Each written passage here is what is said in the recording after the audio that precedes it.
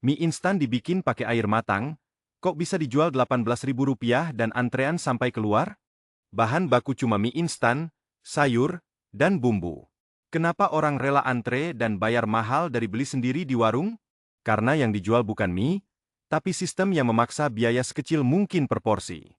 Fakta menarik, mayoritas penonton video ini sebenarnya belum subscribe dan like. Jika pembahasan ini memberi sudut pandang baru, luangkan 1 detik untuk klik like dan subscribe.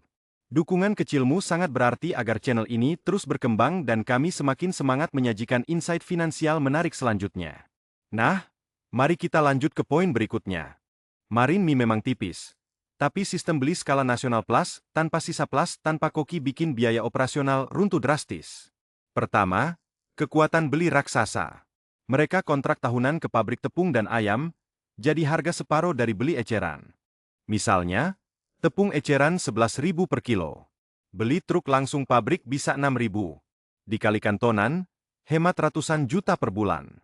Kedua, desain operasional tanpa chef. Mesin otomatis rebus mie, timer 3 menit, sop ketat. Siapa aja bisa masak, gaji standar. Bayangkan satu outlet butuh 3 koki berpengalaman. Gaji tiap bulan bisa mencapai 4 juta rupiah. Total 12 juta per bulan hanya untuk dapur. Dengan sistem gacoan, butuh 1 operator mesin dan 2 kru siap saji. Beban gaji turun drastis jadi sekitar 5 juta rupiah. Hemat 7 juta per bulan per cabang. Rasa tetap sama di Jakarta, Surabaya, atau Medan. Bumbu sudah jadi, takaran sudah ditentukan, timer berbunyi 3 menit. Manusia cuma eksekusi prosedur.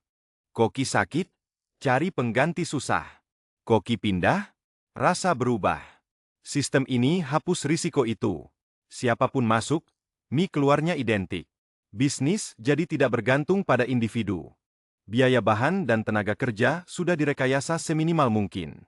Tapi bisnis butuh Marin. Disinilah pilar ketiga masuk, rekayasa menu psikologis. Mie level 0 harganya murah, margin tipis. Fungsinya cuma satu, bikin orang masuk, duduk, dan pesan. Mie adalah loss leader, umpan untuk mengait pelanggan ke ekosistem topping. Topping ayam goreng dan telur ceplok harganya terasa normal. Tapi disinilah Marin tebal tersembunyi. Ayam beli tonan, goreng massal. Telur beli karung. Biaya per porsi sangat kecil. Lalu minuman. Es teh manis, jeruk, atau kopi. Biaya bahan per gelas mungkin cuma 1.000 hingga 2.000 rupiah. Dijual 5 hingga 7.000. Marin persentase paling tinggi di seluruh menu. Simulasi, mie level 0 19.000. Tambah ayam goreng 5.000. Telur ceplok 3.000. Es teh manis 5.000. Total 32.000. Marin mie kecil, tapi topping minuman bungkus untung besar. Jadi jelas, mie itu loss leader. Produk tarikan yang marginnya sengaja ditekan tipis agar harga terlihat murah di mata konsumen. Keuntungan nyata ada di topping protein. Ayam goreng dan telur ceplok jadi penyeimbang Marin dengan biaya bahan yang tetap terkontrol. Tapi raja Marin tersembunyi ada di minuman. Es teh manis atau kopi susu biaya bahan hanya 1.000-an, dijual 15.000 hingga 20.000. Lebih lanjut, sistem mereka sering memaksa pembelian minuman. Mie pedas bikin haus, air putih tidak disediakan gratis di meja, jadi beli minuman jadi keharusan. Beralih ke skiwi ke dapur. Kunci besar lain, tidak ada chef profesional. Semua dikerjakan karyawan biasa mengikuti sop ketat dan bantuan mesin otomatis. Mesin rebus otomatis mengangkat mie tepat waktu. Timer digital memastikan tingkat kematangan seragam. Karyawan baru sebulan pun bisa hasilkan rasa yang sama. Dengan sistem ini, biaya tenaga kerja runtuh drastis. Tidak perlu bayar gaji chef puluhan juta. Karyawan entry level cukup dilatih singkat mengikuti alur kerja. Sisi belanja bahan, mereka punya kekuatan beli raksasa. Kontrak tahunan langsung ke pabrik tepung, ayam, dan telur dengan volume ribuan ton per bulan. Akibatnya, harga beli bahan baku bisa separuh dari harga pasar eceran. Itu Marin tersembunyi kedua sebelum mie masuk ke panci. Jadi, dari sisi dapur dan belanja sudah efisien ekstrim. Tapi mesin uang ini belum selesai. Lanjut, bagaimana desain fisik toko dipakai untuk memaksimalkan putaran uang per jam? Pertama, desain interior sengaja dibuat anti nyaman agar pelanggan tidak berlama-lama. Kursi kayu keras tanpa bantalan. Meja tinggi tanpa lantai kaki. Posisi tubuh miring ke depan, siap bangun. Aktini Dinjin Banjet. Lampu putih terang menyinari seluruh ruangan. Tidak ada sudut gelap untuk nongkrong santai. Semua elemen ini sengaja direkayasa. Tujuannya satu, bikin pelanggan makan cepat, bayar, dan pergi. Ketiga, sistem antrean digital. Ambil nomor, duduk, nunggu panggil. Tidak ada antrean fisik yang mengganggu ruang makan. Keempat, pembayaran pakai kris di meja. Scan, bayar, selesai. Kasir tidak perlu hitung kembalian. Proses keluar jadi detik-detik. Kelima, wastafel cuci tangan dan tempat sampah diletakkan di jalur keluar. Membersihkan diri dan buang trash jadi satu gerakan keluar. Dari desain kursi sampai pembayaran, setiap detik diracik untuk putaran uang maksimal. Inilah arsitektur biaya yang membuat sistem ini tak terkalahkan. Mari kita hitung. Satu meja 4 orang, makan 20 menit, bayar 30 detik. 1 jam 3 putaran, 8 jam 24 putaran. Bandingkan dengan warung biasa. Pelanggan nongkrong 1 jam, bayar lama, meja cuma putar 8 kali. Pendapatan per meja bisa jauh beda. Karyawan paruh waktu atau magang cukup jalankan shop. Gaji total dapur jadi pecahan gaji satu chef profesional. Biaya tenaga kerja runtuh drastis. Pesan lewat HP, nomor antrean muncul di layar. Kasir cuma sekam bayar. Tidak ada kesalahan pesan, tidak ada antrean di kasir. Alarlonkar. Setiap transaksi masuk ke sistem pusat. Manajemen tahu mie pedas level 3 laku di mana, stok ayam habis kapan. Keputusan restock jadi presisi, nol kebocoran. Jadi jelas, merek mie ini tidak menjual mie. Mereka menjual sistem operasi yang memaksa setiap variabel biaya jadi sekecil mungkin, setiap detik produktif.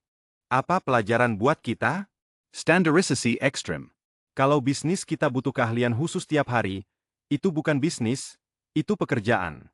Sistem harus jalan tanpa kita. Kedua, hilangkan ketergantungan pada skill tinggi. Resep rahasia di tangan chef berbahaya. Resep terbuka di shop aman. Kita harus bangun sistem yang bisa dijalankan orang biasa. Ketiga, desain alur uang per detik. Dari harga menu, kecepatan bayar, sampai desain ruang. Semua harus diukur, berapa uang masuk per menit per meter persegi. Itu kunci skalabilitas. Tapi ada tukar-menukarnya. Standarisasi ekstrim membunuh kreativitas dan rasa rumahan. Pelanggan yang cari variasi rasa unik akan bosan. Kita harus siap kehilangan segmen pasar itu. Ketergantungan pada beli raksasa ke supplier besar juga berisiko. Kalau pabrik tepung atau ayam naik harga drastis, marin kita hancur sekaligus. Butuh cadangan supplier atau kontrak harga tetap jangka panjang. Modal awal untuk bangun sistem ini tidak kecil. Mesin otomatis, pengembangan shop, sistem post-terintegrasi, dan kontrak supplier butuh dana besar. Bukan bisnis yang bisa mulai dari modal kecil di rumah. Sistem yang mengejar kecepatan 3 menit menciptakan tekanan kerja tinggi. Karyawan mudah lelah dan keluar. Biaya rekrutmen dan pelatihan berulang jadi beban tersembunyi yang sering dilupakan. Sebagai simulasi, bayangkan UMKM nasi goreng rumahan. Kalau pakai sistem ini, beli beras ayam grosir langsung ke distributor, pakai takaran baku, masak dengan timer, jual paket lengkap minuman. Bisa naik marin tanpa naik harga jual. Contoh lain, jasa les privat. Standarisasi modul ajar biar guru pengganti bisa ngajar. Paket harga include modul, konsultasi WhatsApp. Beli pulsa, data grosir untuk guru. Sistem ini biar bisnis jalan walau pemilik tidak ngajar langsung. Sistem ini tidak cocok untuk bisnis yang menjual keunikan atau sentuhan personal sebagai nilai utama. Seperti kue custom, desain grafis personal, atau konseling. Di sana, standarisasi justru menghancurkan produknya. Jadi, pelajaran dari merek mie ini bukan soal resep mie, tapi soal bagaimana merancang sistem di mana bahan murah, tenaga kerja biasa, dan ruang sempit bisa diubah jadi mesin mencetak uang yang konsisten dan bisa diduplikasi. Tanya pada diri sendiri, apakah bisnis atau pekerjaan kita sudah punya shop yang jelas? Bisa dijalankan orang lain tanpa kita? Atau kita masih jadi chef yang kalau sakit, semuanya berhenti? Mulai dari satu proses saja. Catat langkah-langkah rutinitas paling penting hari ini. Buat jadi checklist sederhana. Itu langkah pertama bangun, arsitektur biaya, sendiri. Kita lanjut bahas cara bikin sop praktis di video selanjutnya. Jadi, rahasianya bukan resep mie, tapi arsitektur biaya yang memaksa setiap detik dan sentimeter toko menghasilkan uang. Itu jawaban pertanyaan besar kita tadi. Keempat pilarnya. Beli raksasa tekan harga bahan, operasional tanpa chef mahal, menu direkayasa untuk upselling, dan desain toko dipaksakan turnover cepat. Semua bermuara pada satu hal, standarisasi ekstrim. Pelajaran buat kita bukan soal mie, tapi soal bagaimana bisnis atau pekerjaan kita bisa jalan sendiri, tanpa kehadiran kita terus-menerus. Itu kunci ketahanan ekonomi jangka panjang. Tapi ingat, bangun sistem butuh investasi awal, waktu, uang, dan kesabaran. Bukan instan seperti mie. Kalau modal minim, mulai dari catat alur kerja paling sederhana dulu. Sebagai simulasi, tanpa sistem, kita rugi waktu 2 jam sehari cari tahu stok habis. 2 jam itu nilai uangnya bisa jutaan per bulan. Dengan checklist, cek 5 menit selesai. Itu bedanya. Jadi, jangan cuma kagum sama antrean merek mie ini. Ambil prinsipnya, standarisasi satu hal hari ini. Bikin checklist buka toko, atau rutinitas pagi kerja. Mulai dari situ. Video depan kita bahas cara bikin sop praktis buat UMKM atau pekerjaan kantoran tanpa ribet. Agar bisnis bisa jalan walau pemilik liburan. Jangan lewatkan ya. Kalau video ini bikin kamu lihat bisnis dari sudut arsitektur biaya, klik like dan subscribe. Channel ini hadir biar kita semua lebih nalar urus duit. Sampai jumpa. Naylor Financial. Cerdas urus dut.